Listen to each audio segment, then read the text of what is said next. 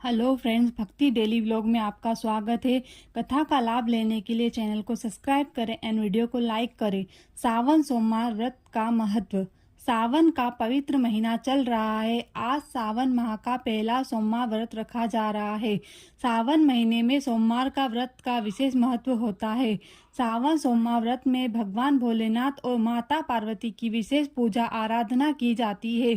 सावन सोमवार व्रत विशेष रूप से महिलाएं अपने परिवार की सुख समृद्धि की कामना के लिए रखती है। वहीं अविवाहित युवतियां अच्छे वर की कामना के लिए भोलेनाथ की विशेष आराधना करती है।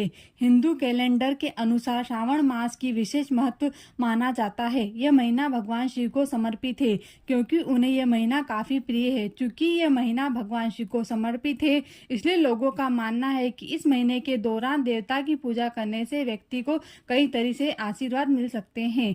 पुरुष और महिलाएं सावन सोमवार का व्रत रखकर भगवान शिव की पूजा करते हैं। इस माह सावन के 4 सोमवार पड़ेंगे। हिंदू मान्यताओं में उपवास का बड़ा धार्मिक महत्व है। हर देवता को समर्पित एक कथा है, जिसे पढ़े बिना उपवास का महत्व समाप्त हो जाता है। सोमवार भगवान शिव को समर्पित है और इस प्रकार सावन के दौरान सोमवार को उपवास करना महत्वपूर्ण है। ऐसा माना जाता है कि अपने व्रत को फलदायी बनाने के लिए सोमवार के दिन भगवान शिव की कथा का पाठ करना और सुनना वास्तव में महत्वपूर्ण है। सोमवार व्रत की पूजा कैसे करें? सोमवार के दिन ब्रह्म मुहूर्त में उठकर स्नान से निवृत्त हो जाएं। पूरे घर में गंगा जल या पवित्र जल छिड़के। घर में ही किसी पवित्र स्थान पर भगवान शिव की मूर्ति या तस्वीर स्थापित करें। अगर आपके घर में शिवलिंग स्थापित है तो अभिषेक से पूजा करना शुरू करनी चाहिए। अभिषेक के बाद बेलपत्र, समी, दूब, कुशा, कमल, नीलकमल, जवा फूल, कनेर, राई के फूल आदि से भगवान शिव प्रसन्न होते हैं। भगवान शिव का ध्यान करें। ध्यान के बाद ओम नमः शिवाय मंत्र जाप से शिव को प्रसन्न करें। सावन सोमवार व्रत कथा। एक शहर में एक साहूकार रहता था। उसके घर में पैसों की कोई कमी नहीं थी, लेकिन उसकी कोई संतान नहीं थी, जिससे वह बहुत दुखी रहता था। पुत्र की कामना करते हुए वह हर सोमवार को भगवान शिव का व्रत किया करता था और शिव और पार्वती जी की पूरी भक्ति के साथ शिवालय में पूजा करते थे। उनकी भक्ति देखकर माता पार्वती प्रसन्न हुई और उन्होंने भगवान शिव से साहूकार की इच्छा पूरी करने का अनुरोध किया। पार्वती जी की इच्छा सुनकर भगवान शिव से कहा कि हे पार्वती, इस संसार में प्रत्येक प्राणी को उसके कर्मों के अनुसार फल मिलता है।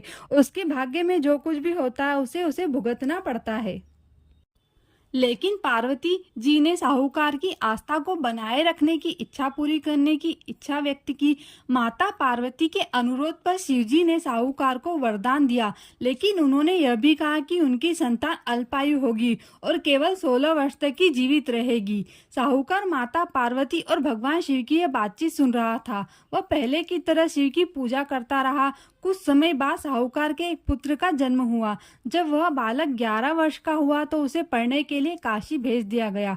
साहूकार ने बेटे के मामा को बुलाकर ढेर सारा पैसा दिया और कहा कि तुम इस बच्चे को काशी विद्या प्राप्त करने के लिए ले जाओ और रास्ते में यज्ञ करो। आप जहाँ भी यज्ञ करें वहाँ ब्राह्मणों को भोजन कराकर दक्षिणा देकर ही जाएं। मामा भांजे दोनों एक ही तरह के यज्ञ करते थे और ब्राह्मणों को दक्षिणा दान करते थे और काशी की ओर चले जाते थे। रास्ते में एक नगर था, जहाँ नगर के राजा की पुत्री का विवाह होने वाला था, लेकिन जिस राजकुमार से उसका विवाह तय हुआ था वह कान्हा था और इस बात की जानकारी राजा को नहीं थी। राजकुमार ने इस बात का लाभ उठाकर अपने स्थान पर साहूकार के बेटे को दुल्हा बना दिया, लेकिन साहूकार का बेटा ईमानदार था। उसने अवसर का लाभ उठाया और राजकुमार के दुपट्टे पर लिखा कि तुम मुझसे शादी कर चुके हो, लेकिन जिस राजकुमार के साथ तुम्हें भेजा जाएगा वह एक आंख से काना है। मैं काशी में पढ़ने जा रहा हूँ। जब राजकुमार ने चुन्नी पर लिखे शब्दों को पढ़ा तो उसने अपने माता पिता को यह बात बताई। बारात को छोड़कर राजा ने अपनी बेटी को नहीं छोड़ा। उधर साहूकार का लड़का उसके मामा काशी पहुंचे और वहां जाकर यज्ञ किया। लड़की की उम्र के दिन जब वह 16 वर्ष का था, एक यज्ञ किया। लड़के ने अपने मामा से कहा कि मेरी तबीयत ठीक नहीं है। मामा ने कहा कि तुम अंदर जाओ और सो जाओ। शिव के वरदान के अनुसार कुछ ही पलों में बच्चे की जान निकल गई। मृत भांजे को देखकर उसके मामा विलाप करने लगे। संयोग से उसी समय शिव और माता पार्वती वहां से जा रहे थे। पार्वती ने भगवान से कहा कि हे प्राणनाथ, मैं इसकी पुकार को सहन नहीं कर सकती, आपको इस व्यक्ति को पीड़ा को दूर करना ही होगा। जब शिवजी मरे हुए लड़के के पास पहुंचे तो उन्होंने कहा कि ये उसी साहूकार का बेटा है जिसे मैंने 12 साल की उम्र में वरदान दिया था। अब इसकी उम्र खत्म हो गई। लेकिन माता पार्वती ने कहा कि हे महादेव, कृपा करके इस बच्चे को और उम्र दे, नहीं तो इसके माता पिता भी मर जाएंगे। शिव के अनुरोध पर भगवान शिव ने लड़के को जीवित रहने का वरदान दिया। शिव की कृपा से बालक जीवित हो गया। शिक्षा समाप्त करके जब वह लड़का अपने मामा के साथ अपने नगर लौट रहा था तो दोनों चलते हुए उसी नगर में पहुंचे जहां उसका विवाह राजकुमारी के साथ हुआ था। उस नगर में उसने यज्ञ का आयोजन किया। उस नगर के राजा ने तुरंत उसे पहचान लिया। यज्ञ समाप्त होने पर राजा राजकुमारी के बेटे और उसके मामा को महल में ले गए और उन्हें बहुत सा धन वस्त्र देकर राजकुमारी के साथ विदा किया। लड़के के मामा ने नगर में पहुंचते ही एक दूत को घर भेजकर अपने आने की सूचना दी। बेटे की जीवित वापस लौटने की सूचना से व्यापारी बहुत प्रसन्न हुआ। व्यापारी और उसकी पत्नी ने स्वयं को एक कमरे में बंद रख रखा था। भूखे प्यासे रहकर वो दोनों अपने बेटे की प्रतीक्षा कर रहे थे। उन्होंने प्रतीक्षा कर रखी थी कि यदि उन्हें अपने बेटे की मृत्यु का समाचार मिला तो दोनों अपने प्राण त्याग देंगे। व्यापारी अपनी पत्नी के साथ नगर के द्वार पर पहुंचा। अपने बेटे को जीवित होने और उसके विवाह का समाचार सुनकर उसकी खुशी का कोई ठिकाना न रहा।